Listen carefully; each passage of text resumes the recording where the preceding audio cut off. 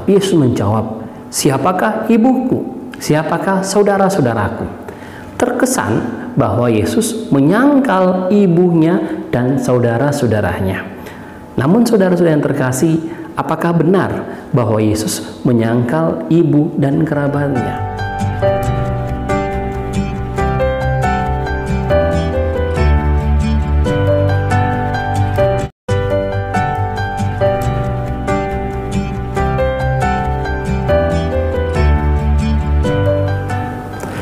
Shalom saudara-saudara yang terkasih, salam jumpa dalam Indri hari ini, Selasa 20 Juli dalam Pekan Biasa yang ke-16. Semoga Anda dan keluarga sehat adanya. Injil yang akan menjadi permenungan kita dari Injil Matius bab 12 ayat 46 sampai 50. Sekali peristiwa ketika Yesus sedang berbicara dengan orang banyak, ibu dan saudara-saudaranya berdiri di luar dan berusaha menemui dia. Maka berkatalah seorang kepadanya, "Lihatlah, ibumu dan saudara-saudaramu ada di luar dan berusaha menemui engkau." Tetapi Yesus menjawab kepadanya, "Siapakah ibuku dan siapakah saudara-saudaraku?" Dan sambil menunjuk ke arah murid-muridnya, ia berkata, "Inilah ibuku, inilah saudara-saudaraku. Sebab siapapun yang melakukan kehendak Bapa-Ku di surga, dialah saudaraku, dialah saudariku, dialah ibuku." Demikianlah Injil Tuhan.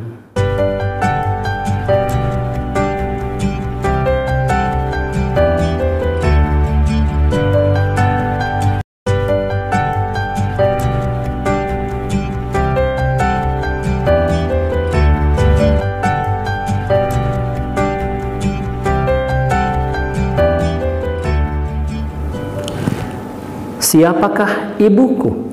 Siapakah saudara-saudaraku? Itu adalah jawaban Yesus ketika disampaikan pesan kepadanya bahwa ibu dan kerabatnya mau menemui dia. Kita bisa membayangkan situasi yang dialami Yesus saat itu. Ia dikerumuni banyak orang dan orang berhimpit-himpit untuk menemui dia. Dan ketika saat itu, ibunya dan kerabatnya datang menemuinya, dan tentu karena banyaknya orang, mereka tidak bisa langsung berjumpa dengan Yesus. Lalu disampaikan secara berantai, pesan berantai bahwa ibu dan saudara-saudaranya, kerabat Yesus ada di luar dan hendak menemui Yesus. Tetapi Yesus menjawab, "Siapakah ibuku? Siapakah saudara-saudaraku?" Terkesan bahwa Yesus menyangkal ibunya dan saudara-saudaranya. Namun saudara-saudara yang terkasih, apakah benar bahwa Yesus menyangkal ibu dan kerabatnya?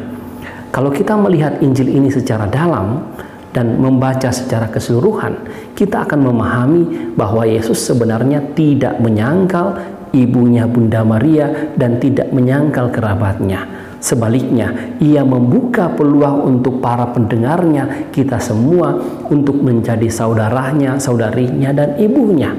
Yesus mengatakan, "Saudaraku adalah mereka yang melakukan kehendak Bapa. Merekalah kerabatku, merekalah ibuku. Yang melakukan kehendak Bapa, itulah yang menjadi ukuran bagaimana menjadi saudara, saudari, dan ibu Yesus." Dan sebenarnya kata Yesus ini juga secara langsung menguatkan Bunda Maria, menguatkan peran Bunda Maria.